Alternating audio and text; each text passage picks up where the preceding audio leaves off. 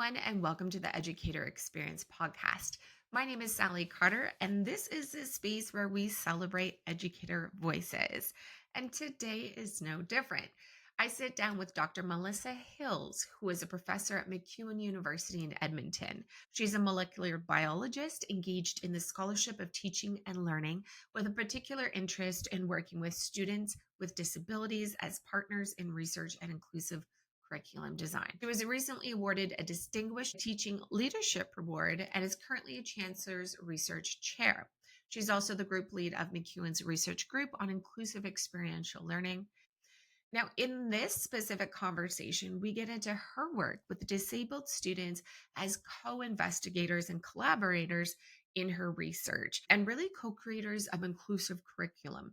She's been primarily interested in the biology lab spaces as they create unique challenges for inclusion, as you can imagine. She uses a universal design for learning as a framework for this work, along with feedback from student participants to ensure that learner voices are centered in the curriculum that they create. On a personal note, I'm off to Toronto to network, hobnob, rub elbows with other startup founders, and continue to share our excitement about what the educator experience is and the impact that we are having on educator development. We are here literally to disrupt an entire institutionalized industry to provide support, community, connection, and resources for new instructors. And we are so incredibly appreciative for the ongoing support, all the love that we've been receiving from our listeners. So thank you. Please don't forget to subscribe to the podcast and leave a 5-star review as we get these stories out into the world. So I've really talked long enough here. Let's get to this fabulous conversation with Dr. Melissa Hills. Being an educator is one heck of a lonely journey, but every step holds a story, an experience that shapes how we teach, learn, and grow. Welcome to the Educator Experience. I'm your host, Salli Carter, and together we'll explore the moments that define us as educators. Through authentic conversations and shared experiences, we're building a community that connects, reflects, and inspires, all while breaking down barriers in education, one story at a time. You are not alone. Let's grow together.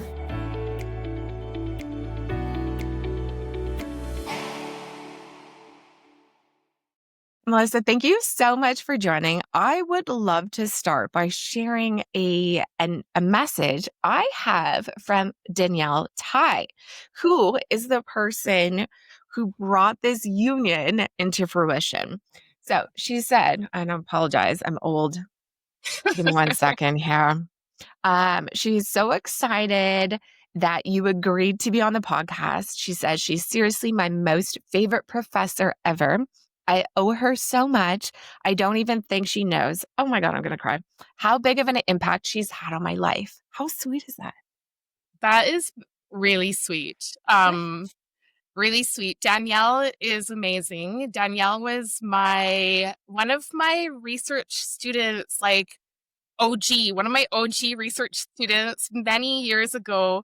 And we did this crazy project where, I don't know, somehow we ended up scrambling around Mill Creek Ravine in the middle of the city, sliding down banks, looking for invasive weeds together.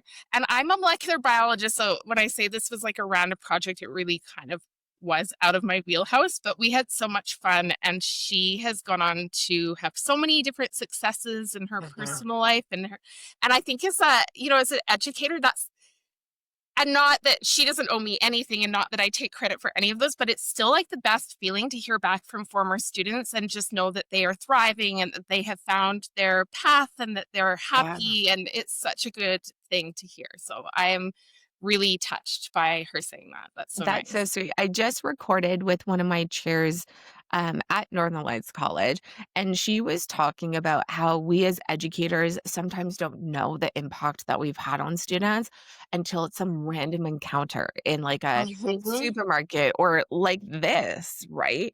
Yeah. We don't know. And what an incredible gift that is. Isn't it sweet? Yeah. I know really Danielle as a business person, so it always makes me giggle that she's this biologist and science nerd at heart. and I love it. Yes. So she has brought us together, but thank you so much for joining. And Melissa, I'd love to hear a little bit about your journey into teaching. How did you get to where you are? Oh, yeah. I mean, it feels like a long time ago now, but I would say, okay, so I did my PhD. I went to Australia for my PhD, so I went Ooh, abroad, which was fun. And I was at the Australian National University was where I was enrolled, but I was actually doing my research at CSIRO, which is the National Research Organization. And a lot of grad students teach. Like a lot of grad students have also like funding, their scholarships are tied to being teaching assistants, but mine was not. So I didn't have any teaching. And if anything, it was kind of discouraged. It was seen as like, don't spend time teaching when you could be doing your research. But I yep, remember I was like, I really want to at least try it. So it was kind of an extra for me. I was really fortunate to have funding that didn't require that I taught. So I had the freedom to focus on my research, but I wanted to try it. So I was a teaching assistant for a couple labs back then, and it was fun, but really it changed for me when I came back to Edmonton and I had decided to take a year off after my PhD.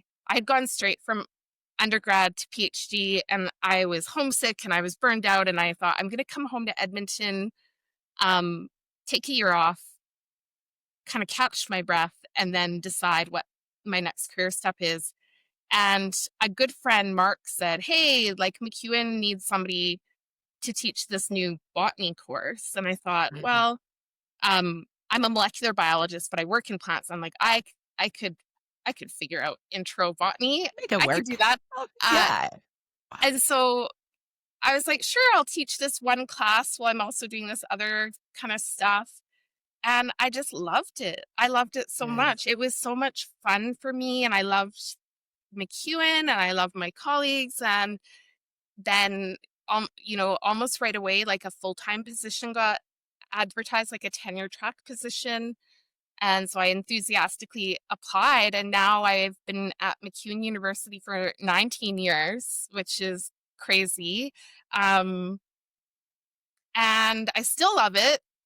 So I'm so grateful. Oh, And MacEwan University is a undergraduate teaching focused institution. So we do research as well. It's part of our workload, but we have a very strong focus on teaching. So our teaching load is generally 6 courses a year.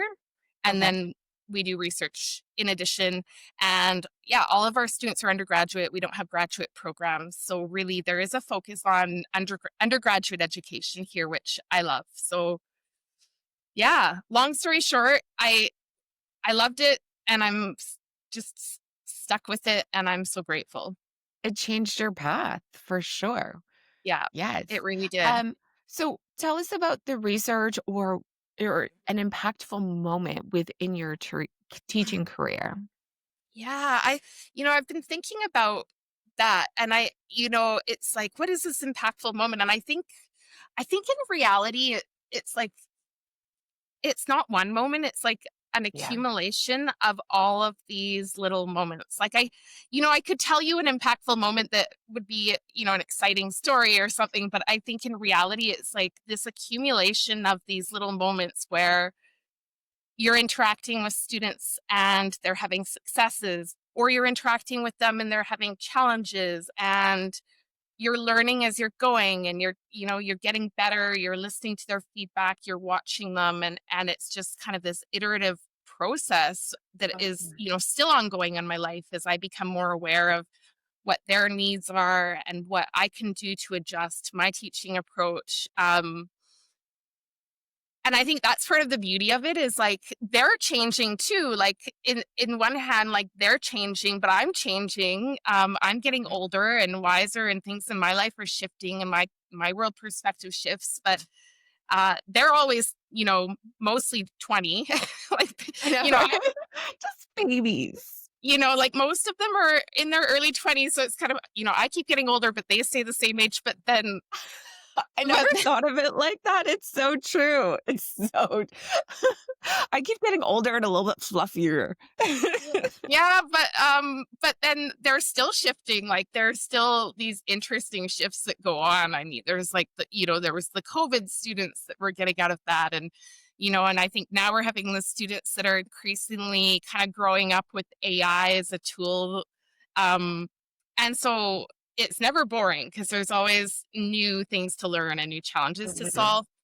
I think impactful is certainly, when I do get the chance to work with students more one-on-one, I think that there is an opportunity to dig a lot deeper into what their experiences are. And so that is always, I think, really something I really value. And so um, I've, over the last, you know, maybe 3-4 years, I've started a new scholarship direction where I'm working with students who are disabled and or neurodivergent as partners, and we're researching kind of barriers in the classroom and trying to redesign more inclusive curriculum together. So we're doing research on trying to understand, what are the frustrations and barriers that students are facing in their learning environment, and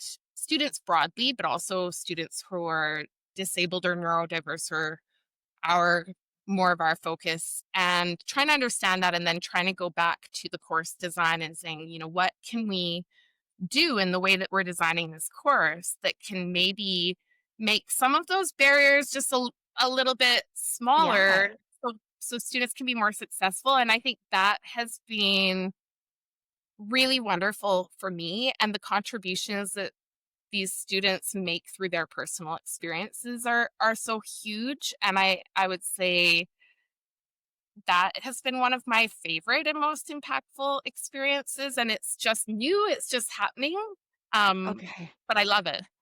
Can you tell us more? I have so many questions. So start from the beginning. I'm like, I don't even know how.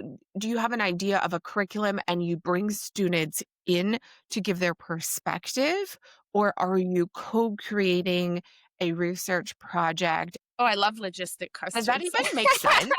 I'm Yeah, just no, like, I how? know exactly, you're like, "How does that come to be?" Yeah, yeah. So, yeah, I could spend all day on that, but I'll try to, like, not, Okay, okay, okay. I'll try to do I'm it learning so much. in a nutshell. So again, I think one of the challenges is when I'm working with research students, they're undergraduate. So usually I'm lucky to maybe be able to work with them for a year. It's not a graduate Okay, student. so So you do have to probably take, like, bummer.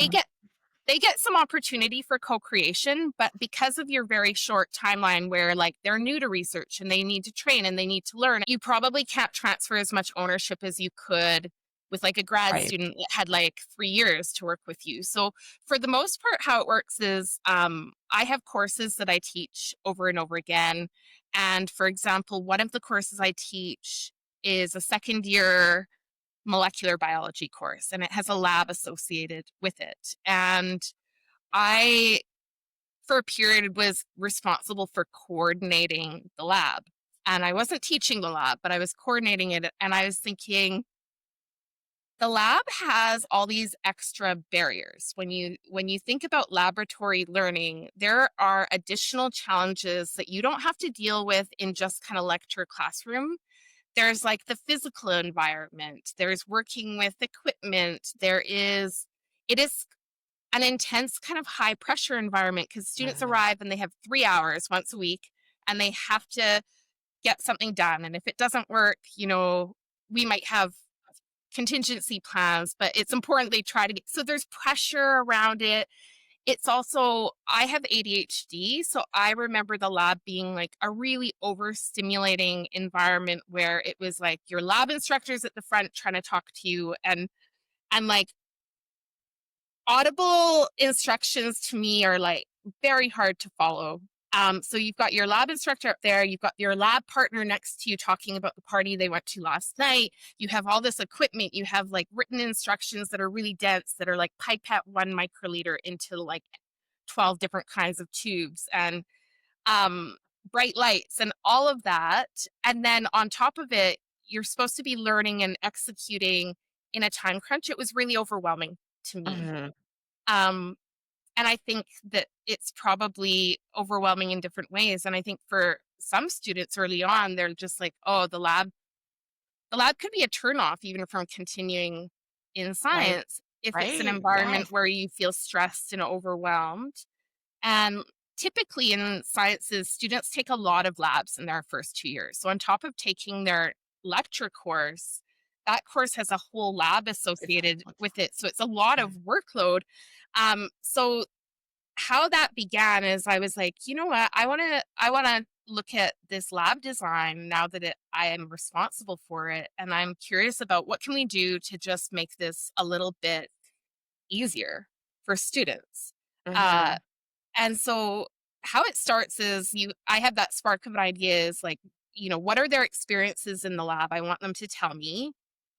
And once I know more about their experience in lab, like what can we do to help them? But then also because I've been an educator for so long, there's also obvious things to me looking at a lab that I've just inherited where I'm reading the lab manual and I'm like, well, that's Mm. confusing. They've Yeah. just they've just used 10 different jargony terms to refer to the same thing. Like there's kind of those. So I applied for a grant with a student. Sam Dancy was my first student. So we applied for grant funding to pay her as a research assistant. And she had a disability. So we were successful in getting funding. And then I applied with a second student, Lauren Tkalsic, and we got funding as well to pay her as a research assistant because I always want to, I students are always getting paid for this work with me. I don't believe in free labor. They deserve to be compensated. And so what we did is we surveyed the students that took this lab about their learning experiences, asked them questions about the learning resources we provided, to get a better idea of what their experience was. The beauty of this was that Lauren and Sam had just taken this course. So they also came with this really fresh Knowledge. knowledge of Yeah. what Lived their experience. experience. Exactly. So it's perfect because we had feedback from the wider student body, but we also had their insight as learners and we had my insight as an educator. And we used all of that we rewrote the lab manual from start to finish, to clarify for students like what the learning goals were and what the key information was and trying to simplify the terminology. That was kind of how it started. And then Lauren got funding for another project where she did research on inclusive instructional videos. And then, Oh, cool. Okay. yeah, yeah, by this point she was like independent. I just said to her, listen, I think what might help Go is girl. having, I was like, you Do your go. thing. So one of the things we had found is there were certain sticking points in the labs where there were certain things that students found more confusing than other things. Like there's some equipment or some calculations or some things that they did during the term that were extra frustrating or confusing. And so she was very independent. She made a list of what she thought would benefit from additional learning resource. And then she did research on how to make quality, inclusive instructional videos. Mhm. And then she filmed these short video tutorials on things they'd be doing in lab so that they could watch them before lab or during lab or after for just to support their learning so that they didn't only have to learn those things in that overwhelming lab environment. They could watch a Yeah. video on how to run an agarose gel. And again, it was another student in the video, which I think is amazing. It was filmed in our lab with our equipment that they were going to be using. And so then she also did a survey after asking students like, how did you use these? Did you watch them before? Like to get a sense of Mhm.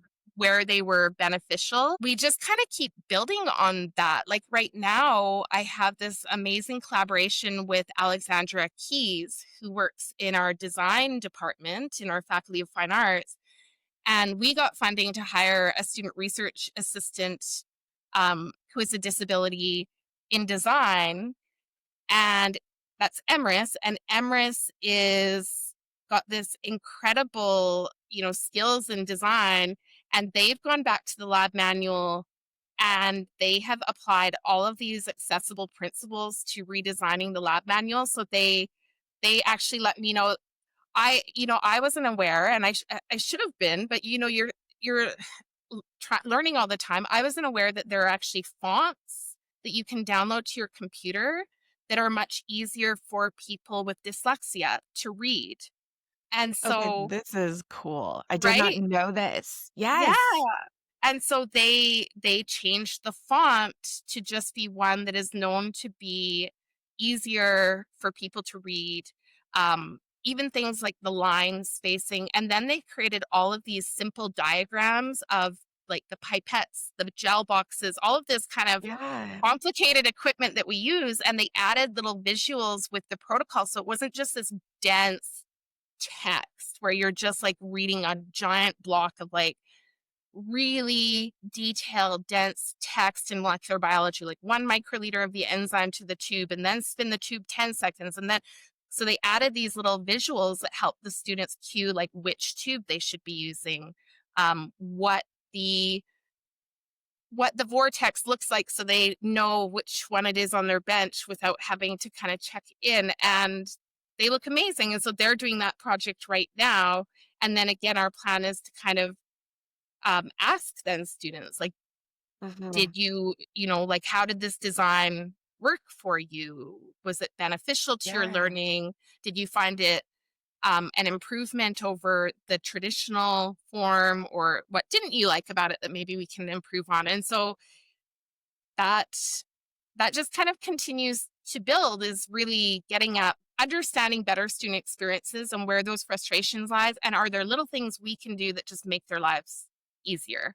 And again, Mhm. Emirates has never taken university biology, so in fact, like, that was also amazing fit. People in your classroom are just like, well, this is the way we've always done it. So it's a more narrow minded way of thinking. Whereas Emmerich comes in, he's like, I don't get it. This doesn't make sense when I'm looking at the bigger picture. They were like asking questions about things that I was like, oh yeah, that's not obvious to somebody who hasn't done this a million times. Right. Whereas for me, I read it and I don't even question. Like, I can see Yeah. the very obvious things that might trip students up, but I miss a lot because to me it's now second nature. Yeah. Yes. And so Emrys, they did such a good Emmerich. job. Yeah. So that, I think that has been so much fun for me, and it's like something that I'm continuing to build on and really loving. And this, every student I work with just makes such a unique contribution by bringing their perspective in.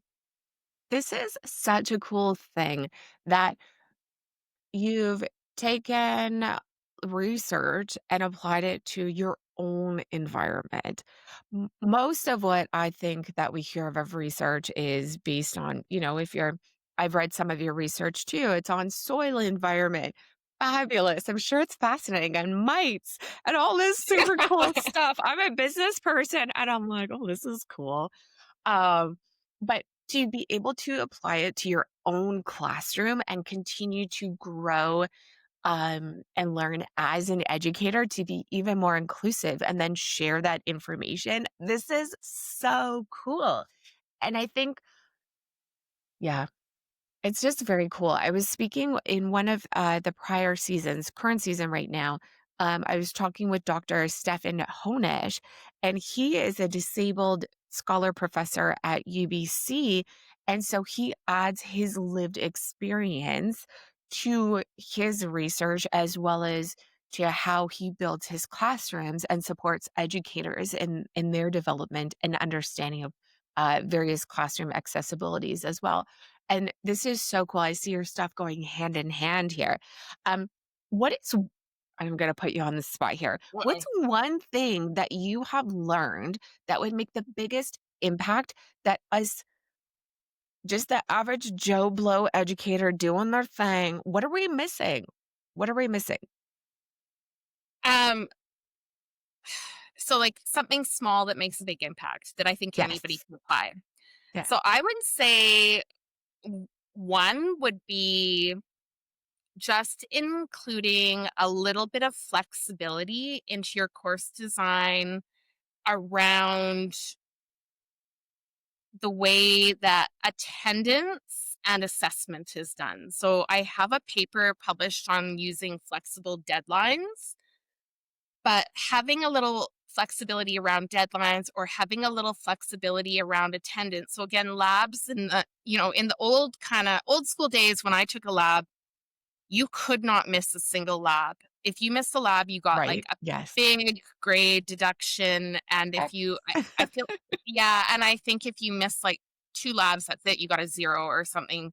Um, and even just giving students kind of a one off, like everybody can miss one lab without like just a little bit of flexibility. And what I'd say too around that flexibility, if you're going to incorporate it, is really making sure that it is built into the course design. And that's more of a universal design for learning approach, is to build it into the design rather than have students have to advocate for themselves, because students are exhausted for the most part. But also I think what we need to know as educators is not all students are equally set up to be able to advocate for themselves. So when you set up a system like yeah.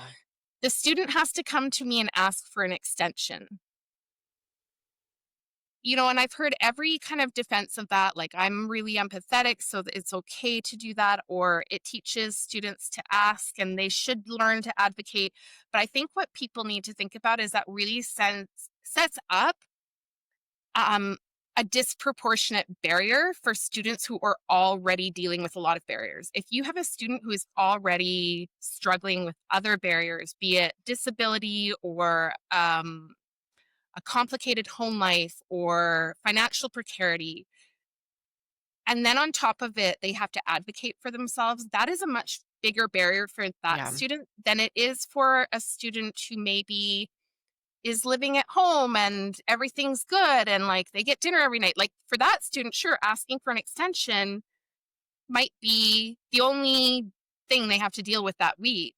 And so you really are reinforcing these inequities and creating additional barriers for students who really can't or shouldn't have to navigate those extra barriers. So I'd say have a little flexibility. I like saying, this is the due date, but maybe you can have an extra 48 hours or a week if you need it. Or Mm. I also like an approach where you're going to do 4 of these formative practice type assessments during the term. One, if you don't hand in one of them, no penalty. So if they get really busy or something happens or a trauma or they get sick or whatever, missing one during the term isn't going to affect them. And they never have to come, they don't have to tell me why. They don't have to tell me even that they're using it, because we have learning management systems that track what's handed in and what isn't. So they don't need to disclose anything personal to me to get that flexibility. They know it's just there. It removes so much stress from their life. Yeah. And so I think that is really important, is just having that little bit of flexibility built in. I like that. Thank you for that. This is the first year with some of my courses that I'm doing a best of series. So for some reflection assignments, there are 6 of them. I'm going to take your top 5. This Yeah. allows for if you're sick, yeah, no questions asked. But I've chosen to be strict on those due dates for that Yes. particular reason. And it's something that as an educator, I continually struggle with. I feel like at times I've been too flexible, which can be taken advantage of or doesn't necessarily foster a real work environment where deadlines are real. I think for me as an educator, I'm always trying to find the right balance between being flexible but not too flexible and still trying to, yeah, foster commitment within the deadline period, so it's tricky. It's tricky for sure, but thank you for that feedback. Well, I was just gonna say, but you are doing it, because I think it's the same thing. Like your deadlines are rigid, but you're giving them kind of a freebie, right? Like I'm Yeah, assuming that, if they have all these opportunities, but if all hell breaks loose and they have to hand in something that is just not their best work, or they miss one, that's the one that gets dropped, right? It's not that I've changed the deadline, but I would still call that a flexible deadline practice because you're Okay. still giving them that one opportunity where you're like, here's an opportunity for you that, regardless of what the reasons are, you've got kind of a get out of jail free. You've got one. And I think the other thing there is that I also, and this aligns with Universal Design for Learning. So, Universal Design for Learning is a framework that originated actually with architecture, which was about building physical spaces that were accessible for everyone. And so it was about, instead of building a building that then later you have to put ramps on and install like an accessible toilet for people, why don't we from the start make sure we build a building that anybody can access and enjoy and use? I didn't know the background of UDL. This is so Yeah. cool. And so if we think about even curb cuts in the sidewalk, that those came to be due to a lot of tireless advocacy from disabled activists Mhm. to get those curb cuts. But if you think about them, they don't just benefit people in wheelchairs, right? Like, they benefit parents who are pushing kids in strollers, Right. or toddlers that are just learning to ride their bike. Like, they're, or somebody that just broke their leg. And universal design for learning is a similar principle. Is like, why, let's design our learning environment up front in ways that are accessible and flexible so that more students, more learners can be successful in meeting their learning outcomes. But one of the things with Mhm. universal design for learning is you start with your learning goals, your learning outcomes. Like, what do students need to get out of the class that you're teaching? What are the really critical important things that you're communicating to students is, by the end of this class, these are the things that I need you to learn so you can go on and be successful. Those things are not negotiable. Those are the things that you believe are absolutely essential to that learning experience. So, Mhm. also, I think when you're thinking about how you're being flexible or not flexible, it's about also making sure you're not lowering the bar for anybody, you're not Mhm. abandoning learning goals. Those are number one. But are there little ways you can be flexible to get there that don't compromise their learning? But I would also add on, that don't like destroy your well-being, because as an educator, if you're It matters, right? It yeah, matters. If you're just matters. accepting papers the entire time, everything's askew. Yeah. You can't do that, because honestly, if you're burned out, exhausted, whatever, Yeah. you're not going to be what they need. So it's that balance of, your workload needs to be protected. I want to offer you flexibility, but here's what I can do. But I would also say, like, I have some assessments where there's no flexibility, because if the goal of the assessment is you're going to hand this in before seminar so we can have a discussion about this paper. Mm. If they Yes. don't hand it in on time, they're not getting the benefit of the learning in the way that I've designed. So with those, I would say no, there's no flexibility, because if you don't do it by this date, you're not prepared and engaged in the discussion, and then I'm undermining your learning by saying it doesn't matter where you get that in, because it does. Mhm. So for those kinds of assessments, again, if I have like 4 or 5 of them during the term, that's where I might go, okay, if you really need to just blow one off, I'll let you blow one off. But I'm not going to be flexible on the deadline, because for that one, the deadline matters to your learning. But Yes. there's Yes, other yes, yes. things where I'm like, you know what, if you hand this in a week late, or, again, depending on your workload and the goal, 2 days late, 24 hours late, I can grade most of them. And then a few stragglers come in, fine, I can grade those. It's not going to compromise your learning. It's not going to compromise my sanity. I can handle that. Then I'll be flexible about the deadline. And I think finally on the thing is, I think there are disciplines where deadlines are really important. Yeah. I had this really interesting discussion with somebody who teaches journalism, and they were like, flexible deadlines. We're journalists, like, deadlines are everything. Boom, boom, boom, boom, boom. Yeah. And it was awesome. But then I was like, well, then it sounds to me like actually meeting deadlines is one of your learning outcomes. In which case, are you Mhm. are you imposing deadlines, or are you teaching students how to manage them? Because that's also a skill. Like like are you teaching students how to kind of plan a project so that they do meet deadlines? Because if that's so important to journalism, we shouldn't just assume they're going to figure it out. It should be part of their Ooh. learning process, right? So I love those conversations because it's always about make sure you don't compromise those learning outcomes. Don't compromise their ability to learn. Don't compromise your sanity, but where is the little bits of flexibility that we Yes. can fit in? I love this. I just had this conversation yesterday. I am teaching a new media class in communications, and I am generally flexible with word count. I'm a business person. Sometimes you got more to say. Like I'm here for it, right? But this is a communications course. I surveyed the class. Majority are in journalism. Um, so I have never in my life done this before, but I docked marks for going over word count. If you go over 300 words for this reflection, you're getting a lower grade because you were coming from a communications background. This is important to your profession.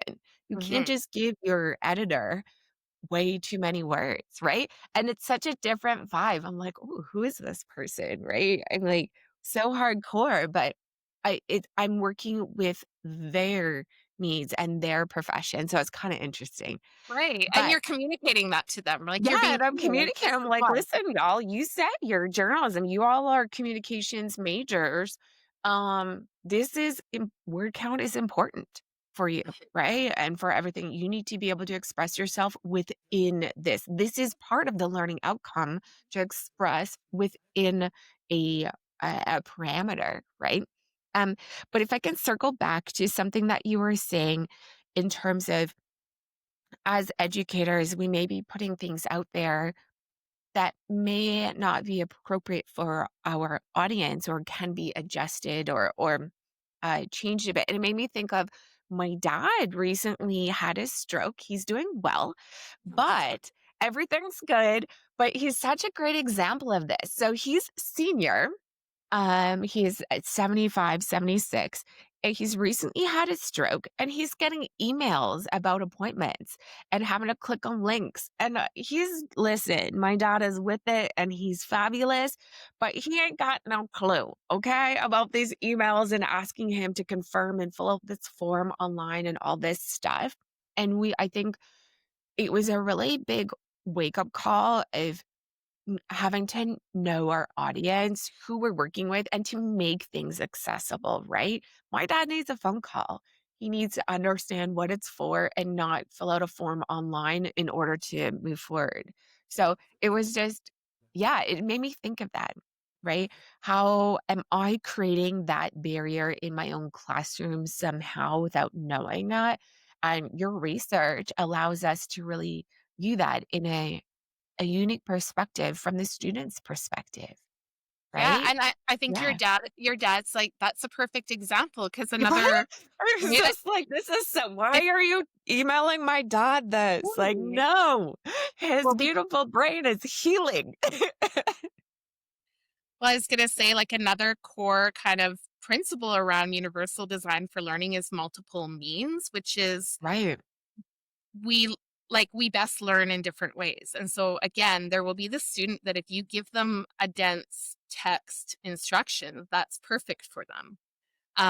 There will be the student who would rather that you explain it. So even something simple like if I have an assignment where I have written instructions on how to do the assignment, Mhm. if I just video record myself explaining it and add some captions and online I'm like, here are the instructions to how to do this assignment. Here's the written version, but if you prefer to listen to me explain it, here's a video. You choose. You choose how you want to receive that information. Like, and same with your dad. Imagine an option where it's like, would you prefer a phone call Yeah.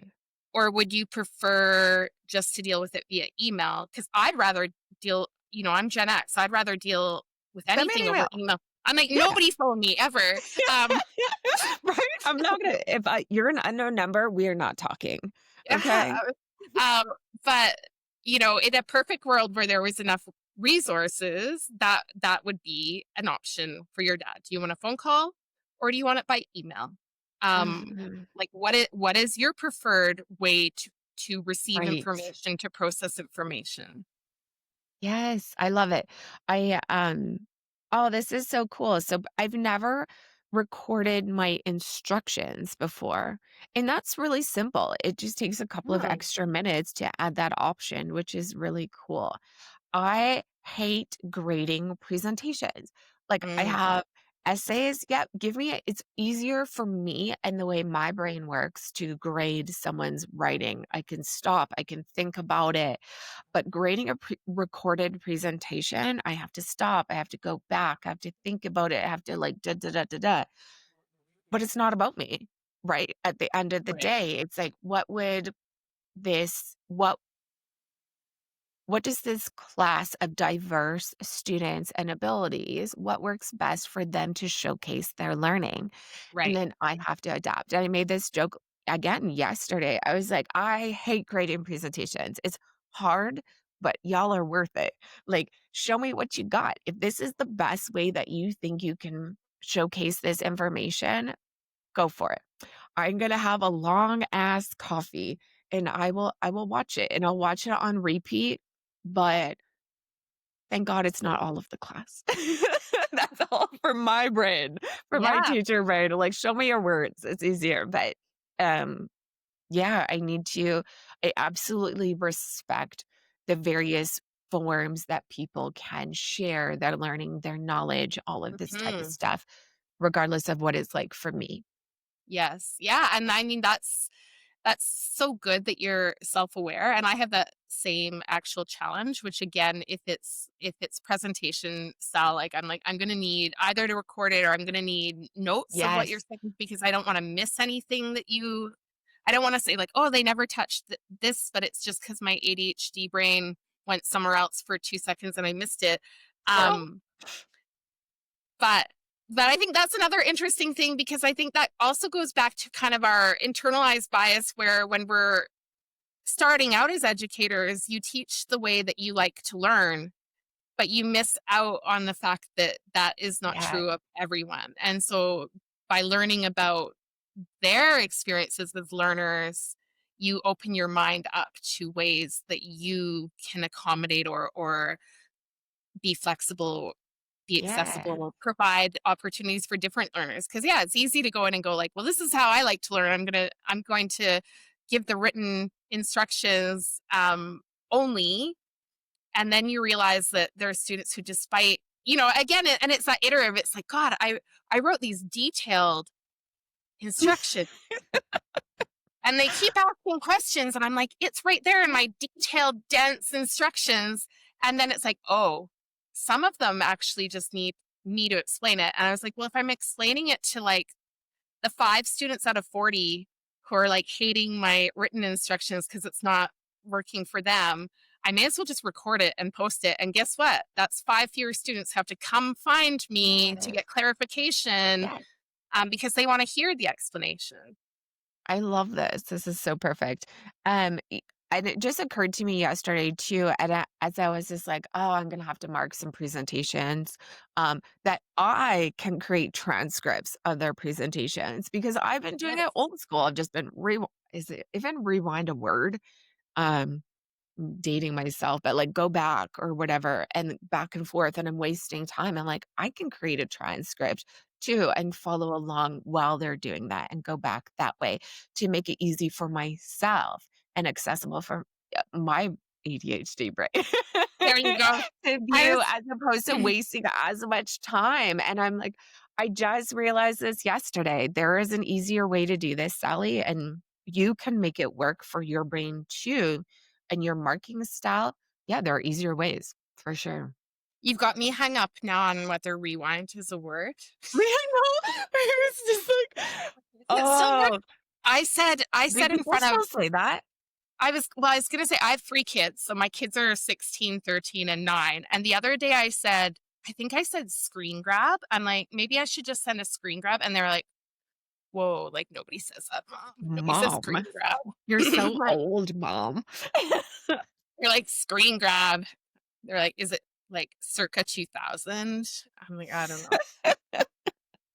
Melissa, I'm absolutely obsessed with this conversation. Thank you so much. So, as we start to wind down, what is one piece of advice? I have a feeling you're going to give more than one, but what is one piece of advice that you would have for new educators getting into Mm. post-secondary world?